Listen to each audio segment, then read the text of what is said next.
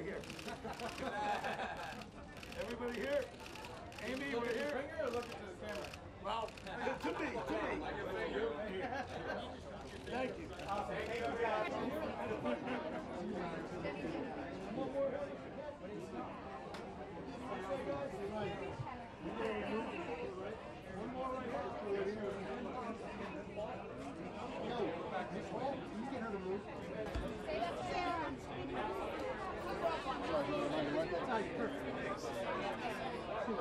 Well, I think that we're living in very violent, chaotic times, and times that we don't understand to the fullest. And yes, you're right. It's considered a cleaner war. Yet, again, from my time with vets and the men who were there at that time, they will say, they'll tell you that the realities of the Geneva Convention even couldn't come to play at the end there when they were deep into Germany, and it was murkier. It was just murkier, and certainly what was witnessed was every bit as awful as what's witnessed by our young men and women today. Not all glory. I'm sorry.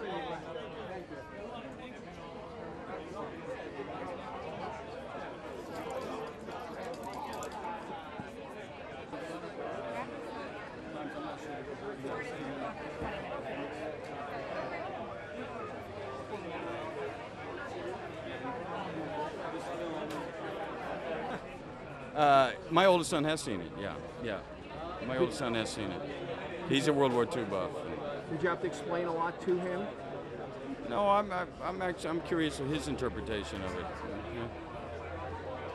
So you didn't think it was too, as a parent, that it was too violent or too brutal? Well, I come from a different generation, I guess, as far as that's concerned. I mean, my father would take us to the drive-in, and as very young kids, and we'd see Clint Eastwood movies and kung fu movies, and I just have a different take on that. The world's a beautiful place. It's also a very violent place, and we talk about it afterwards, and I'm not so opposed.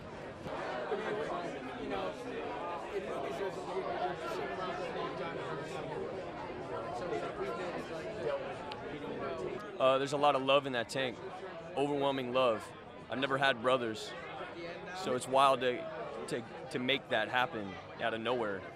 Strangers turn into brothers in 7 months. It's a trip.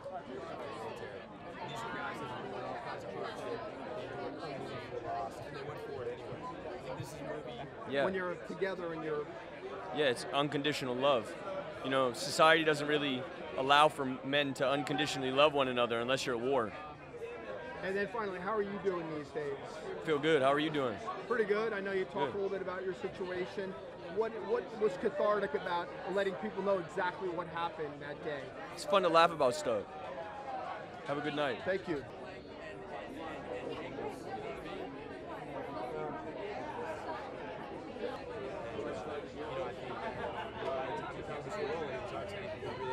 Yeah, look, I mean, I think the goal here was to dive in as fully as possible. And look, what we get to do is we get to work under the umbrella of safety.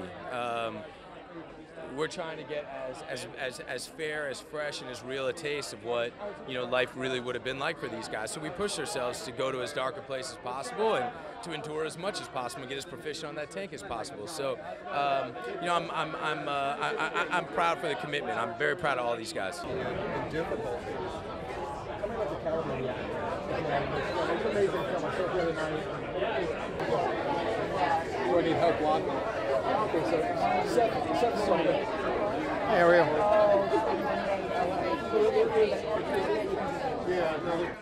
It was a brutal set. Let's just say that. I mean, these guys did a lot of work together. They trained together. They fought together. They slept together. They ate together. They really bonded as brothers, and so that chemistry on the screen is absolutely real.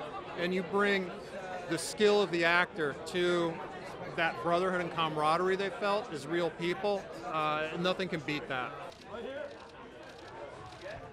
Logan, everybody together right here for one shot. For you. It was very difficult. Very difficult. Again, I was the new guy every day, so I got treated like that. But at the same time, I went through everything that every one of these guys went through, and we dedicated, you know, our whole year to this one movie, which is rare. You know, we gave up 4 months in prep, and we shot the movie for 5 months, and gave 100% of ourselves to the project, and didn't hold back. Well, we actually did spar for a month before that, and you really get to know somebody when you spar them. You know, like you get to, it's just one of those things, you know. But it was a rough shoot, for sure. I'm like, if there was a very physical, everybody wanted to do it for real, and everybody had the same amount of dedication, you know, like they wanted this movie to really, to make sense and to be as good as it could be. Oh, say does that star-spangled banner